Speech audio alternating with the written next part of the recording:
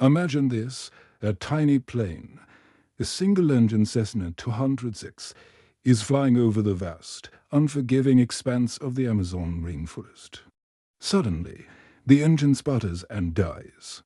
The pilot sends out a frantic mayday call, reporting engine failure. Then silence. For days, the world holds its breath, fearing the worst. This isn't the plot of a Hollywood movie. This was the terrifying reality for 7 people on May 1st, 2023, in the heart of Colombia. The plane had vanished. On board were the pilot, a local indigenous leader, a mother named Magdalena, and her 4 children, 13-year-old Leslie, 9-year-old Soleni, 4-year-old Jen, and a baby, Kristen, who was just 11 months old. The search began immediately, a desperate race against time in a jungle so dense it is known as the Green Hell. For over 2 weeks, Colombian military and indigenous search parties scoured the area, their hopes dwindling with each passing day. Then, on May 16th, a breakthrough. Searchers found the wreckage of the plane, nose-dived into the forest floor. The scene was heartbreaking. They found the bodies of the 3 adults, including the children's mother, Magdalena. But the children, they were gone. There was no sign of them. Had they survived the crash? It seemed impossible. But then, searchers found clues: a baby's bottle, a pair of scissors, a small footprint in the mud near a stream.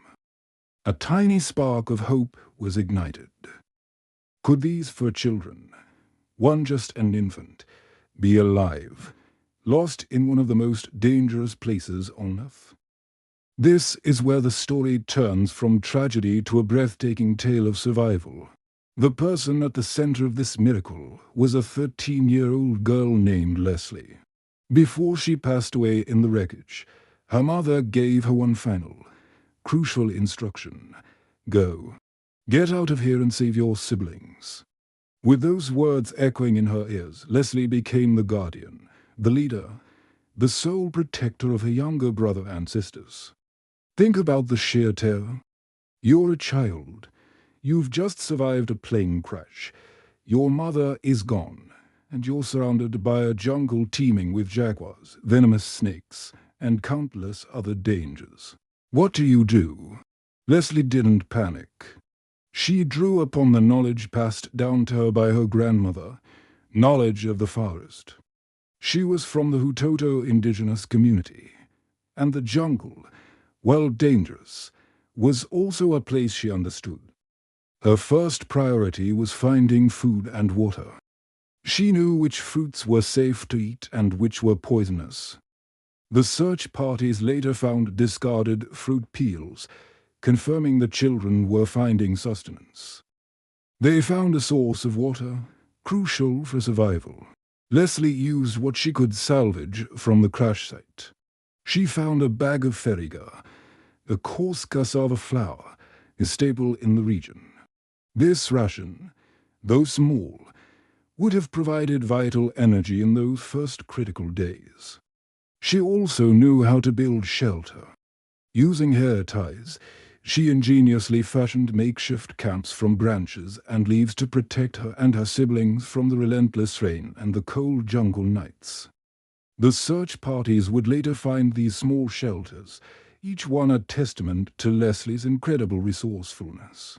It was like following a trail of breadcrumbs left by a true survival expert, not a 13-year-old girl. Meanwhile, the search effort, dubbed Operation Hope, was intensifying. Over 150 soldiers and dozens of indigenous volunteers were combing the jungle. They used helicopters to blast a message recorded by the children's grandmother, her voice pleading in their native Hutoto language for them to stay in one place. They dropped thousands of leaflets with survival instructions and airdropped food packages, hoping the children would find them. They even brought in rescue dogs, including a Belgian shepherd named Wilson, who would become a hero in his own right. The days turned into weeks, 20 days, 30 days. The world watched, captivated and anxious. Every small discovery, a footprint, a makeshift nappy, a pair of tiny shoes made international headlines. Had the children been found by an uncontacted tribe? Had they succumbed to the jungle? The odds were stacked impossibly high against them. Experts agreed that surviving for so long was virtually unheard of, especially for children so young. During this time, Leslie was keeping her family alive. Her 4-year-old brother, Tien, had his birthday while they were lost in the jungle. Imagine that. Leslie and Soleni would reportedly play games to keep his and their own spirits up. A small act of normalcy in a terrifying world. The most vulnerable, of course, was baby Kristen. How did she survive? Leslie's knowledge was key. She found fruits she could mash up to feed the infant. When the ferriga ran out, she relied solely on what the jungle provided. It's a level of care and responsibility that is simply awe-inspiring. Then, on day 40, a miracle. After weeks of relentless searching, a rescue team heard a faint cry. They followed the sound, and there, huddled together, weak and covered in insect bites but miraculously alive, were the 4 children. The first words one of the rescuers heard were from Leslie, "I'm hungry." And then, she pointed to her baby sister and said, "The baby is crying." Even in that moment of rescue, her first thought was for her siblings. The reunion was emotional. The children were lifted to a military hospital in Bogotá, the capital of Colombia. They were dehydrated and malnourished, but alive. The entire nation of Colombia, and indeed the world, erupted in celebration. The president of Colombia called it a joy for the whole country and a magical day. He hailed them as children of the jungle and an example of total survival that will be remembered in history. What made their survival possible? It was a perfect convergence of factors. First and foremost, Leslie's incredible bravery and indigenous knowledge. She was taught from a young age how to navigate the forest, what to eat, and how to protect herself. This wasn't just luck, it was learned skill put to the ultimate test. The jungle that was a death trap for outsiders was, for her, a familiar if challenging environment. The unity of the search effort was also critical. The collaboration between the Colombian military and the indigenous trackers was unprecedented. The military had the technology, the helicopters, the satellite imagery. But the indigenous volunteers had the ancestral knowledge, the ability to read the forest in ways no soldier could. They could spot a broken twig or a faint track that would be invisible to an untrained eye. It was this combination of modern tech and ancient wisdom that ultimately led to the children. And we can't forget Wilson, the rescue dog. During the search, Wilson went missing himself.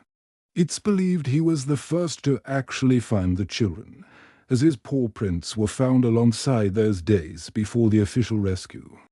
He stayed with them for a time, offering comfort and protection, before running off again. Tragically, Wilson was never found, and he is now honored as a national hero in Colombia. A true man's best friend, loyal to the very end. The children spent several weeks recovering in the hospital. Drawings they made from their hospital beds depicted the plane crash, the jungle, and even Wilson the dog. It was their way of processing the immense trauma they had endured. Their story is one of profound loss, but also of astounding resilience. It's a testament to the strength of the human spirit, the power of sibling bonds, and the vital importance of indigenous knowledge. Leslie, a 13-year-old girl, stepped into the role of a mother and a leader, guiding her family through an ordeal that would have broken most adults. She is a true hero. The story of the Amazon for isn't just about survival. It's a powerful reminder that even in the darkest of moments, hope, courage, and knowledge can light the way. It shows us that sometimes the greatest strength can be found in the smallest of people.